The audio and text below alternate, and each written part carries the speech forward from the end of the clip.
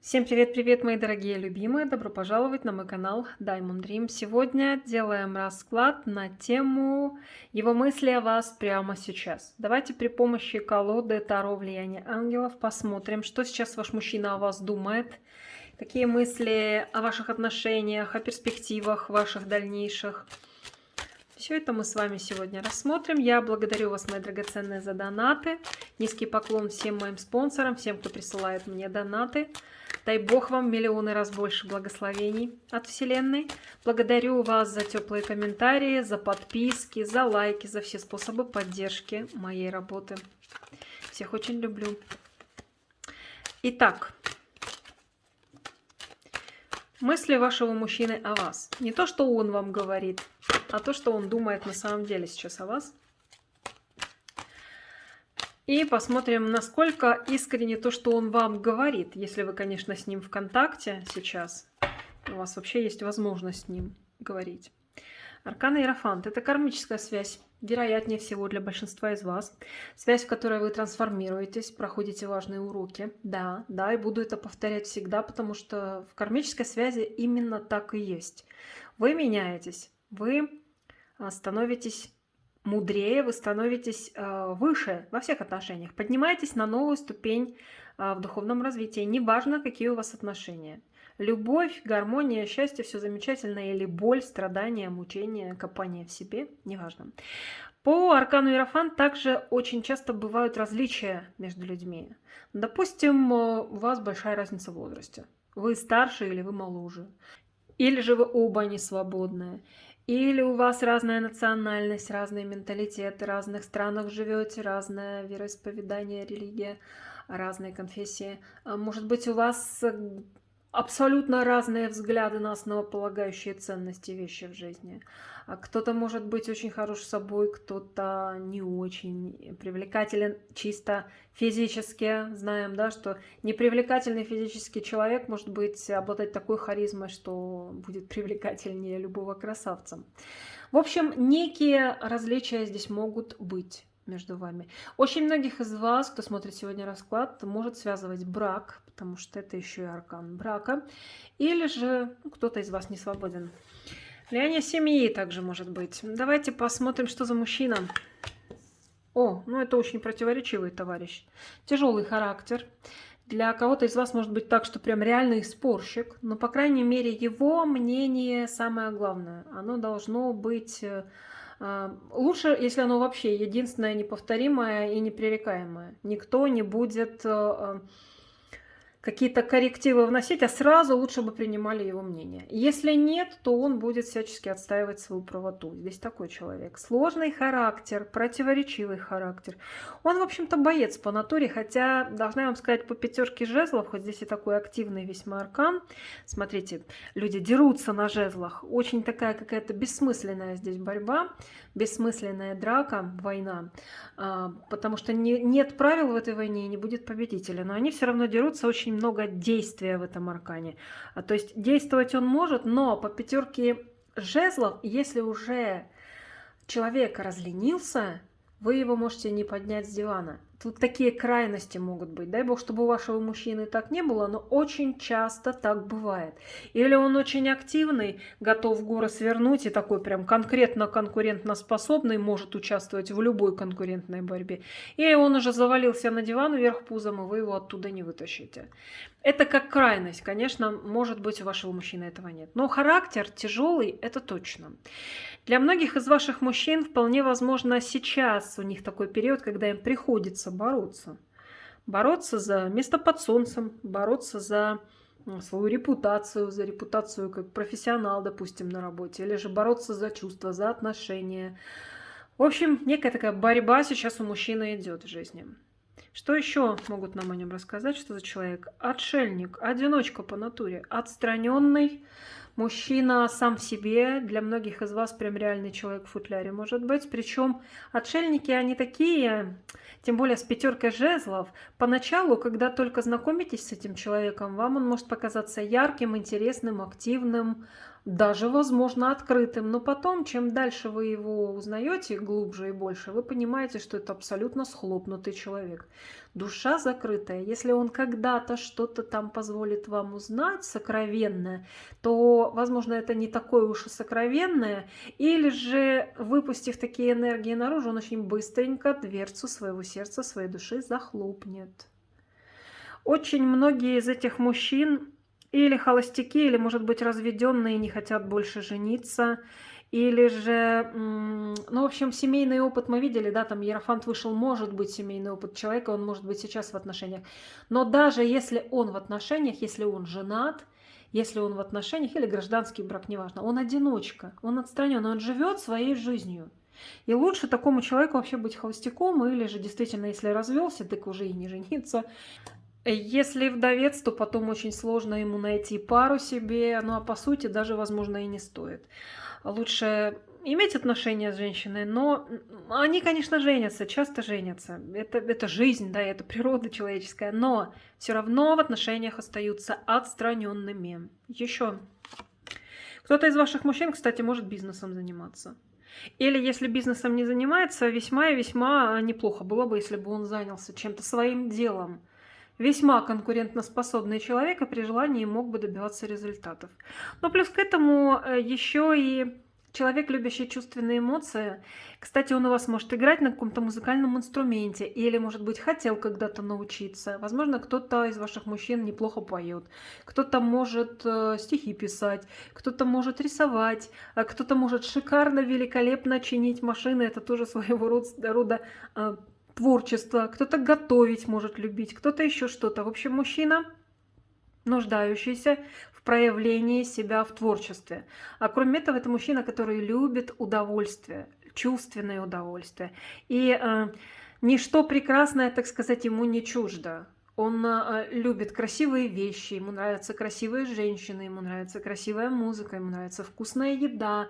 Здесь вот такой человек, можно сказать, любитель жизни во всех ее проявлениях. Ладно, что-то мы на нем слишком уж остановились. Давайте теперь посмотрим его, в принципе, отношение к вам. Так сначала спросим. В общих чертах отношение этого мужчины к вам. Какое-то двоякое отношение. И вы скорее это чувствуете, ощущаете, чем... Вот я вам сейчас это сказала, да, но я могла бы и не говорить, потому что вы сами это понимаете, что он манипулирует порой вами, и очень даже, весьма и весьма. И вы это чувствуете. И вот это двоякое отношение к вам, то теплый, то холодный, то близко, то далеко, то... Ну, может быть, кому-то из вас кажется, что он выгоду какую-то с вами в отношениях ищет. Здесь не обязательно материальная выгода. Хорошая хозяйка, допустим, в доме, мать детей, для кого-то кухарка, домохозяйка, это тоже выгода для мужчины. А для кого-то шикарная любовница в постели тигрица, тоже для него выгода. А в общем, здесь такой мужчина. Он, если не приспособленец, не хочу так его обзывать ни в коем случае, но, по крайней мере, он комфорт, удобство для себя в жизни ищет. И к вам он относится, я сказала, двояко, а на самом деле это человек, который... Он умеет обаять, в общем-то, женщину, и с вами у него это, в принципе, получилось. Не знаю, как получается сейчас, но вот в прошлом точно это было. А отношения, понятно, что он такой, нам показали манипулятора больше. Смотрите, у нас же который расклад выходит какое-то поверхностное, легкое отношение мужчины. И не только к вам, а к женщинам вообще. Не зря вышел в начале аркан отшельник, я вам сказала, что лучше бы этому мужчине даже не жениться. Он прекрасно жил бы и сам, имея периодические отношения легкие, ни к чему не обязывающие с женщинами. А вот именно поэтому у нас и вышло вот такое отношение к вам. И вы, наверное, чувствуете, что несколько какое-то безответственное может казаться вам. Или поверхностное. Или что-то, ну уж какой-то серьезности здесь мужчине не хватает точно. Причем в первую очередь в отношениях с вами, да и с женщинами вообще.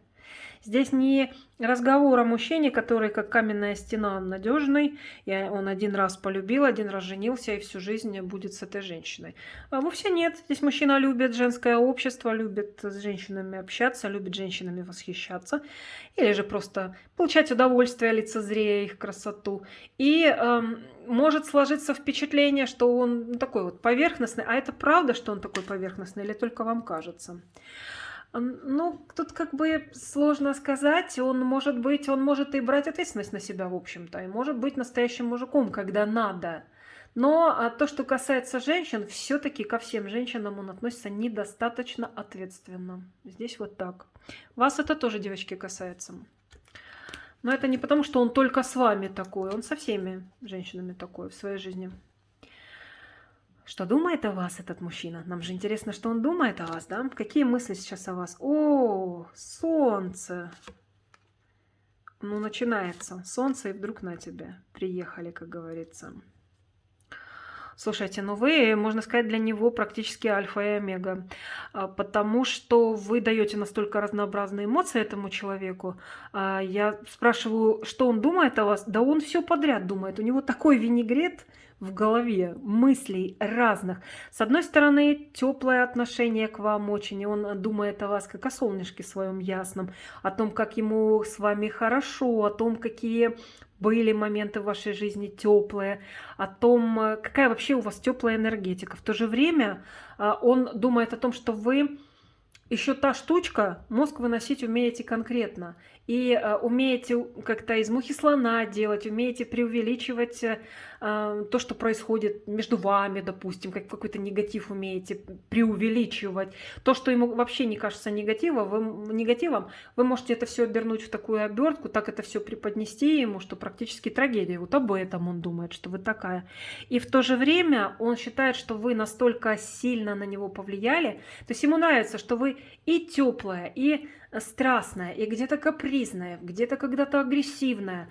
Такая женщина-вамп, роковая женщина. А знаете, женщина, в которую может влюбиться нарцисс. Единственный типаж женщины, в которую нарцисс может влюбиться, это вот такая женщина. Она очень разная. И агрессивная, и где-то распущенная, может быть, и где-то, наоборот, целомудренная, и вспыльчивая, и взбалмошная, может быть. В общем, все вместе. Вот я не знаю, сказала такой винегрет. Вот сегодня у мужчины такие мысли о вас, но то, что вы его изменили, практически заставили его пересмотреть огромное количество вещей, ценностей, на которые он раньше смотрел по-другому. То есть вы перевернули его жизнь. Только не с ног на голову, а с головы на ноги. Скорее так. С вами он увидел свет в конце тоннеля. С вами он увидел, вообще понял, что такое быть по-настоящему безбашенно счастливым. Или же, знаете, еще как, тут мужчина понимает, что такое огромное влияние, как вы, на него вряд ли кто-то оказал. Он вот сейчас об этом думает. Сейчас он вас так видит, и прямо сейчас вот такое представление у него о вас. Вот такая вы женщина. Еще что он думает о вас? Давайте-ка посмотрим. Что вы при всей вашей вот такой многогранности, о том, что я вам сказала, вы очень разная, он вас видит очень разный. Вы все-таки человек очень таких энергий стабильных. То есть вы можете, давайте так скажем, остепениться. Не имеется в виду, что вы там гуляка какая-то. Нет, он вас не такой видит. Он вас видит просто очень разной, яркой, интересной. Как вот жизнь может играть разными яркими красками, красивыми, когда рядом с вами человек очень интересный. Вот то же самое он может сказать о вас, что вы сами, ваша энергетика играет очень яркими красками, и рядом с вами вот такие ощущения он и имеет по жизни, в жизни в своей. Так вот, тем не менее, вы человек очень стабильных энергий. Вы хотите семью, скорее всего, вы хотите стабильные, конкретные отношения. Вы хотите, чтобы у вас была хорошая крыша над головой, чтобы у вас был уют, чтобы у вас была материальная стабильность. То есть вы, по сути, вы вот такой человек. А вообще вы человек-праздник. Рядом с вами ему очень хорошо, этому мужчине. Хотя можете выносить мозг и можете, я рассказала вам уже, да, из мухи слона сделать и, конечно, какой-нибудь там... Из чего женщина может сделать салат, шляпку и скандал, да, и из чего угодно. Вот это о вас. Вот, еще что думает. Щедрая, яркая, интересный собеседник, интересное в общении. Страстно можете чем-то увлекаться. Сейчас он вас такой видит, и так он о вас думает. Можете влюбляться достаточно так глубоко и стремительно. То есть любовь с первого взгляда у вас может возникнуть, он так считает. И если вдруг вы влюбились, то вы очень быстро открываете сердце и открываете, можно сказать, потоки своих ресурсов. То есть вы способны своего партнера одарить много чем, и вы это делаете. И делаете это достаточно быстро после того, как понимаете, что этот человек вам по-настоящему интересен. Что вы увлеклись, что вы влюбились. Такие мысли о вас. Кстати, он еще думает о том, что вы настолько щедры, что по первому, так сказать, зову, по первой просьбе человека, который на вашем жизненном пути встретится, вы можете ему помочь. Причем помочь как материально, так и каким-то добрым словом, советом, возможно. Ну, такой вот вы человек. У него такое о вас складывается впечатление, что вы такой замечательный человек. Еще мысли о вас. Еще считает, что у вас очень серьезный характер, порой тяжелый, порой вы манипулируете людьми, им в том числе. А не зря сказала, мозг выносите. Вы прям своими поступками и своим таким вот характером сильным, вы ему порой не просто мозг выносите, а крышу сносите. Он считает, что если вам чего-то нужно, то вы обязательно добьетесь своего. И не будете особо смотреть даже на то, каким это результатом глобально приведет в вашей жизни. Вы все равно будете добиваться своего. У него сегодня такие мысли о вас. А считает ли он, что вы сейчас прямо манипулируете? Если вы сейчас этого мужчину ставите перед каким-то фактом, перед выбором и говорите: определись, я хочу ясности, допустим, в жизни, то он считает, что это своего рода, конечно, манипуляция, безусловно, но делайте вы это все равно искренне, потому что ясность вам действительно нужна. И вообще, когда вы ставите вопрос ребром о внесении некой ясности в ваши отношения или вообще в жизни в каких-то ситуациях, то это искренне, это не манипуляция. Больше вы тут даже не манипуляторша с его точки зрения, а человек с очень сильной волей, который, если уже чего-то захочет, он обязательно этого добьется. Любыми способами. Не мытьем, так катанием. Вот это о вас. У него такое сейчас впечатление о вас сложилось. И он так думает о вас.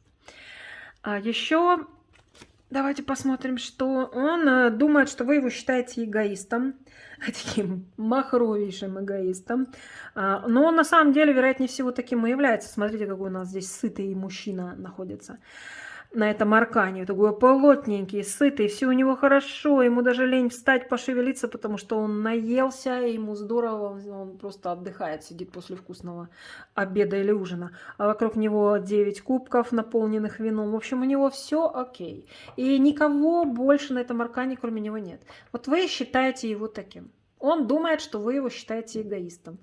Он, в свою очередь, о вас думает приблизительно то же самое, несмотря на то, что вы щедрая, вы такая интересная, яркая, теплая, прекрасная, тем не менее тоже можете проявлять эгоизм. Ого, какой! Но особенно у него мысли о том, что вы прям его конкретным эгоистищем считаете. Давайте я все-таки спрошу, а он такой и есть? Он эгоист или вы, может быть,